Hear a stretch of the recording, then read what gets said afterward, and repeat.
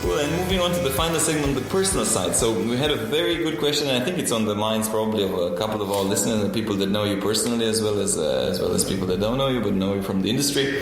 So Mark Michelin asks, so you've had many roles, Tim. You've had a very clear development all the way to the top. What's the main driver and wish for the next step? More risk, more fun? Now, sometimes I wish I was more of a risk taker than I am. I think this is the biggest risk I've done my entire career. I've been so lucky that jobs have always kind of appeared for me coincidentally, that seemed to just have helped my CV, and has been something I like to do, and something that's given me the necessary learnings and exposure. I would like to try something totally different now, if possible. I do know that I'm an expert in container shipping, but so more risk, more fun. Fun I don't need more of. I have had fun. I have seriously had fun. This is my fun. There was another question about my fulfilling and greatest achievements in this role. And when I see how happy my people are, when I go to, so I was in North China a couple of months ago, and everyone was just unbelievably happy and energized and motivated and can do, and that is just fantastic. That is what is fun for me. Then I have achieved my goal as CEO. When I see that, it just made me incredibly happy. And there's nothing more to ask for. Then of course some people ask me, so why do you quit? Why do you leave MCC? But hey, 9 years in the same role, and I don't think I can retire in this role. I think I should try something new in my life before it's too late. I also don't want to go to the grave having worked for only one company. Although 14 different jobs, but I've only been with the Maersk Group, you can say, right, for 27 years. So no, it's time to. It may be time to take some. Thanks for the question, Mark. Maybe it's time to take some more risks for the next one. And try a different type of fun, right? It's yes, I will go traveling a little with the family and so on. Do the Inca Trail in Peru. I always want, since I lived in Argentina, I always wanted to do that Inca Trail. And before my legs give up, then I will do that. I will do that. Tell us how you go. We should see some pictures. A question, a lot of people like to ask questions about routine. So, before you went to work, did you follow any, as a CEO, did you follow any morning routines? I am actually very superstitious. So I don't know if you know, Radu, but I played football at a very high level when I was young.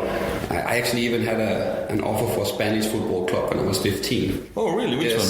Espanol. Wow. Okay. Yeah. So I was at some point thinking. You're fairly good. At that time. Yeah. And I always wore the left shoe before the right shoe, and there were certain things I had to do, and no matter where we were, I had to take a ball and go and kick it in the net before the match started, just to feel the feeling of making a goal. If I didn't do, I would usually not play well. It's quite superstitious, but I think when it comes to work, not really. Actually, not really. I try when I'm traveling not to make my program too crazy. I'd rather take an extra day than trying to squeeze in 9 meetings in one day. There was a day in Davao, I remember, where we had 9 customer meetings in one day. And one thing is I lost my voice, but secondly, that was just... So there were 2 things that bothers me. One, it was physically very hard. But number 2 is, as I said before, care a lot about the relationship with the people I'm with. So I don't care these 9 customers, some were big, some were small, but I wanted to create a good impression on all 9. That's impossible. That is just physically impossible. So I realized that I must make sure to have energy to give 100% of me with all the people I meet. Otherwise, what's the point of meeting them? Then I'd rather not meet them. Because if I can't give a good impression, if I can't add value, and if I can't make a difference for our, you could say, relationship with MCC, then what's the point of even meeting them? So I have, in terms of routines, I have cut down to usually not starting early morning, for example, not starting until 9:30 or something, which was something I didn't do in the past. But I just realized, and actually usually trying to avoid dinners in the evening, not both an external lunch and an external dinner. Because then I realize I can give much more. I get much more out of it. And it does sometimes cost an extra day traveling, which my wife doesn't really like. But that's just too bad. MCC likes it. Oh, it's good for MCC. And she says I'm married to the company sometimes. But anyway. There's always a fine balance, yeah. What is something that you believe in that other people think is crazy? Well, as I said, I do meet a lot of people. And I think some people say, hey, as a CEO, should you really do that? But I think it's the right thing to do. And I have such a good team here in the headquarters in Singapore. So they can run a lot of the business now by themselves with some guidance, but they're good enough. So where can I add most value? I want to add value. So yes, I am actually out meeting people at all kind of levels, which is maybe not so normal. And then in this interview I spoke a lot, but actually I try to listen a lot to what people say. I'm this kind of person that I always tell people, well, I can change my mind easily if you can convince me. I'm just saying, so this is how I see it, but if you see it differently and you are able to convince me, okay, then I'll see it differently. So I always challenge the people around me, it doesn't matter which level, to make me see the world differently. Change my perception of things. If they can convince me, then clearly they must be right. If I'm convinced otherwise, they must be right. If they can't convince me, then clearly they're not right. At least you give them a chance, right? So I mean, it's a fair deal. Of course, when I say this to them, I also joke a little. I say, if you can't convince me, then you got to find better argument. If you still believe that you are right, then don't give up. Don't give up, but go back, find data, find arguments, find something better, and then you come back and convince me again. Yeah. I'll give you that chance, no problem. Yeah. And what else do I do, which is crazy? I'm not good at accepting people making the same mistake twice. Sometimes I am told that I'm very large and very kind CEO when people make mistakes. But that's because I believe that, if we were robots, we wouldn't make mistakes. But we are humans, and humans make mistakes. That's the fun part about humans.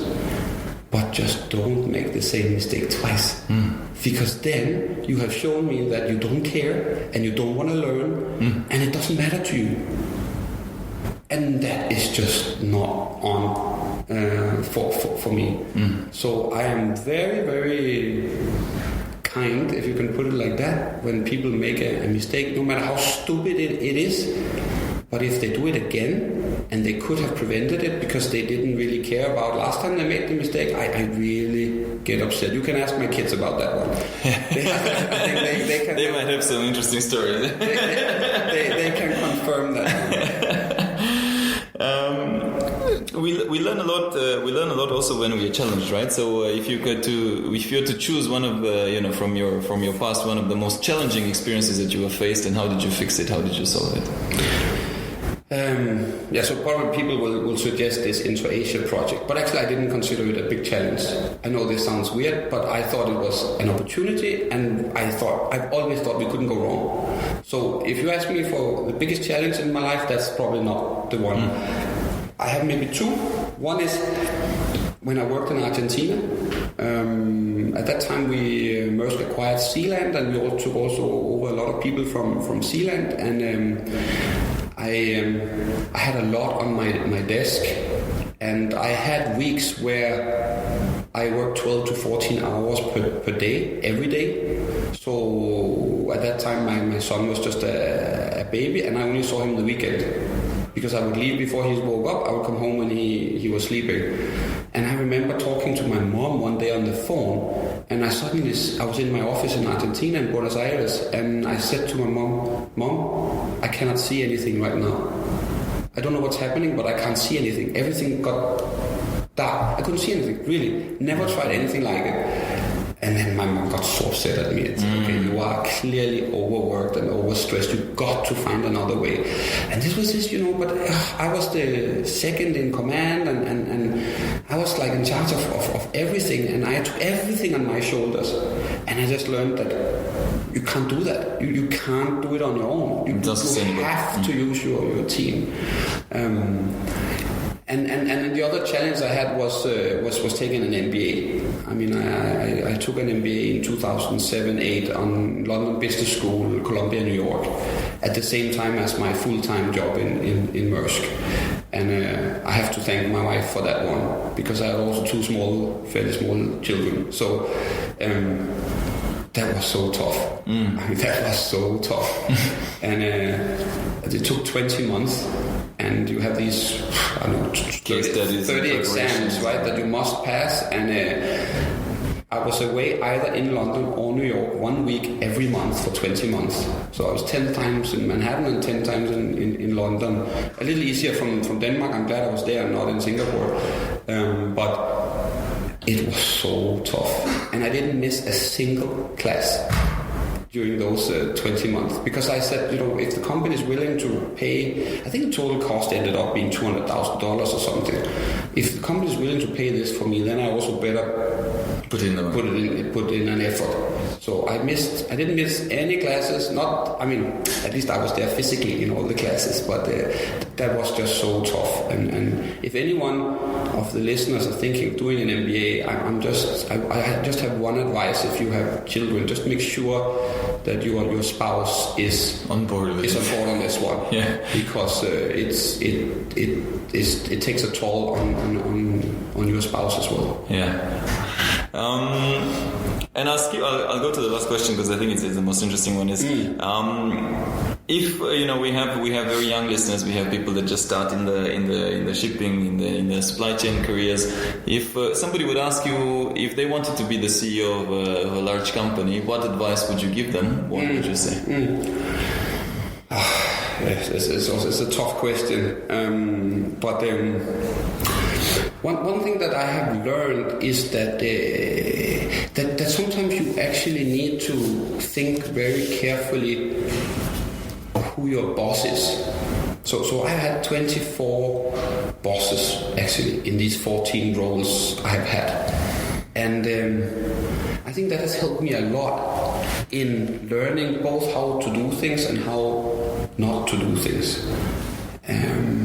And I think you need to be humble in every role you have in just considering all these you could say different people or seniors that you work with as opportunities to learn. In my daughter's school, they have this interesting word which they call fail. When you fail something, F-A-I-L, and they call it, you probably heard about it, they call it first attempt in learning.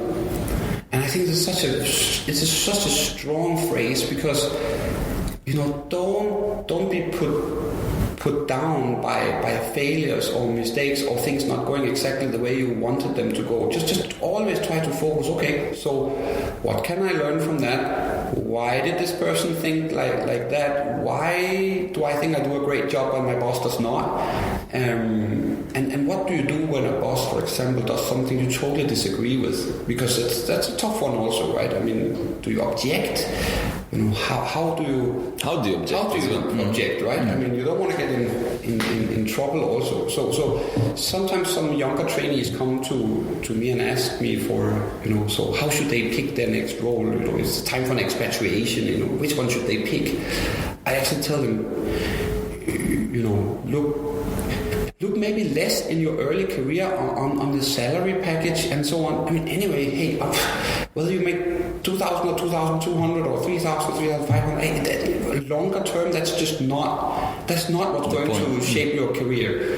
So think about who you work with, what you can learn, and whether you will enjoy the job, and whether you can add value.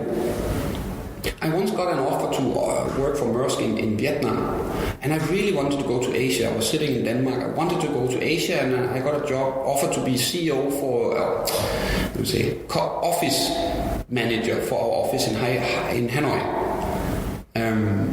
And I thought, I can get back to Asia, right? But then I started analyzing it and thinking, okay, first of all, I have to work Saturdays as well. So that means 6 work days. At that time, we worked Saturdays in many Asian countries.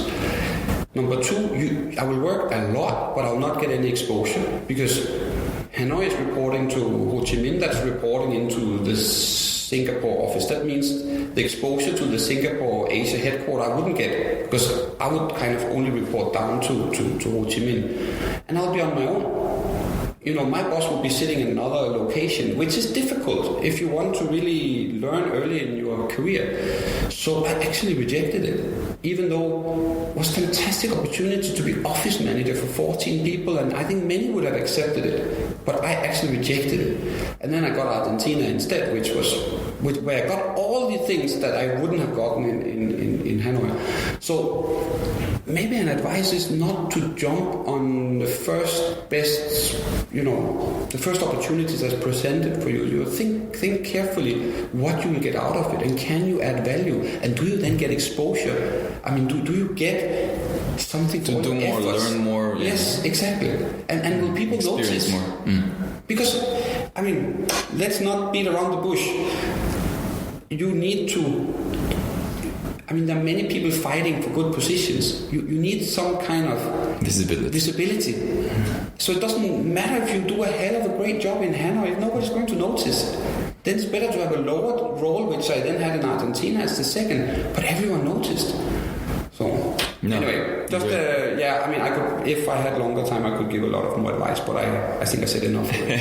Tim, it's been a pleasure. Thank you so much for the time, for sharing with us today. Wish you a very good break, a very good journey, and a very good trip to South America. And I'm sure we'll catch you soon. Thanks for being with us. Thank you very much. Thank you for listening to our podcast. If you liked what you heard, be sure to follow us on radopalamario.com/podcast for all the show notes, links, and extra tips covered in the interview. Make sure also to subscribe to our emailing list to get the news in the nick of time. If you're listening through a streaming platform like iTunes or Stitcher and you like what we do, please kindly review and give us 5 stars so we can keep the energy flowing and get more people to find out about our podcast. I'm most active on LinkedIn, so do feel free to follow me to stay tuned for our latest articles as well as future guests for the podcast. And if you have any suggestions or any other idea, please feel free to write to me. I respond to all. And also, please make sure not to miss our next episode, where we will be having a few other C-level and top leaders in supply chain joining us. Stay tuned.